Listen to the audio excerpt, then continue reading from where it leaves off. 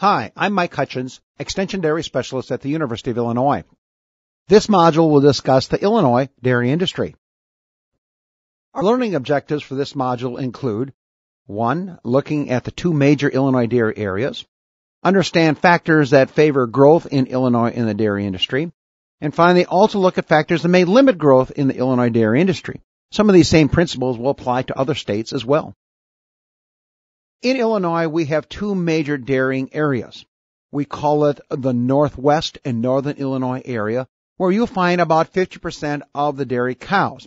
This is a very traditional dairy area, very similar to Wisconsin, characterized by smaller farms sitting on very valuable land. Not a lot of growth in these areas up here because of the value of the land and the history that has occurred there. Lots of cheese plants are located up there for cheese production as well. Historically, they served the Chicago milk market.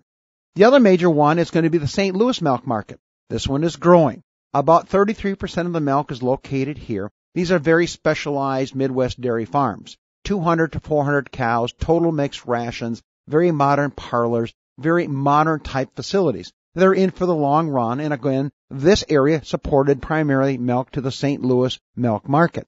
You'll also find some other small milk markets here in Illinois. Effingham, Quincy, Peoria, and Pontiac. And you've caught on. Historically, these farms are located close to cities that needed fresh milk, and before we had major transportation and bottling facilities, they had to come in on a daily basis. Certainly, we have challenges in the Illinois dairy industry.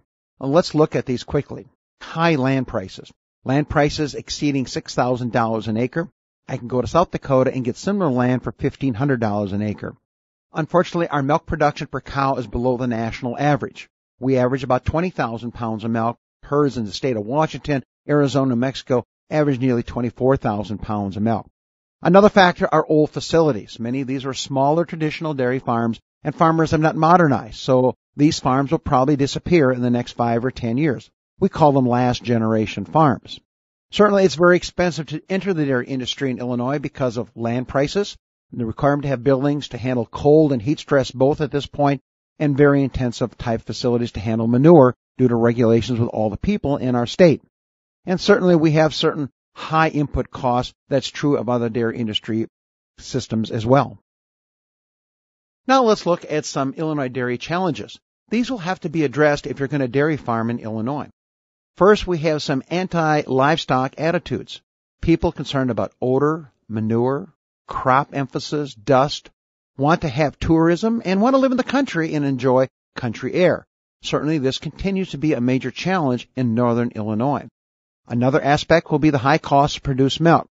We already talked about facilities, land, size, milk yield, and labor, although we are seeing more Hispanic labor coming into Illinois. Next, we'll have the Western Dairy Challenge. Much like New Zealand, they can produce milk cheaper, and certainly milk processing companies go where there is cheap milk. Unfortunately, there's been no major dairy processing facility built in the last 20 years here in Illinois.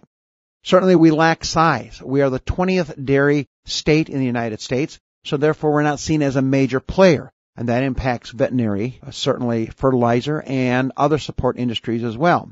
And of course, another beautiful challenge is that prices of corn and soybeans historically have been very favorable, and so you don't have to milk cows. If you go in northern Wisconsin, in northern Minnesota and South Dakota, you really have to milk cows.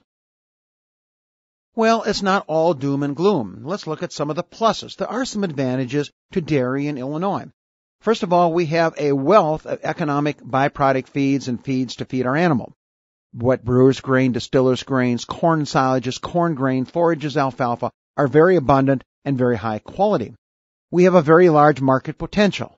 We have Chicago, we have Rockford, we have St. Louis. Next, we have very strong milk cooperatives, Prairie Farms, Midwest Dairy, DFA, and cheese companies that can produce high quality and unique cheeses for our consumers. Next, we have tremendous potential to expand.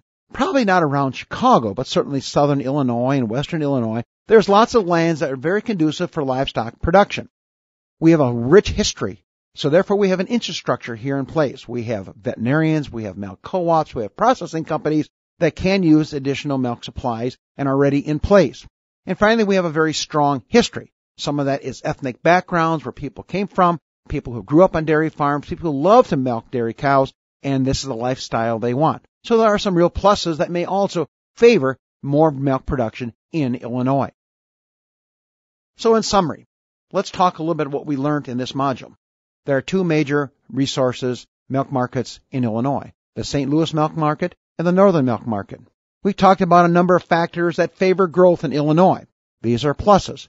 But then we also listed some factors that would limit growth and certainly have some concerns if to relocate a dairy farm in Illinois.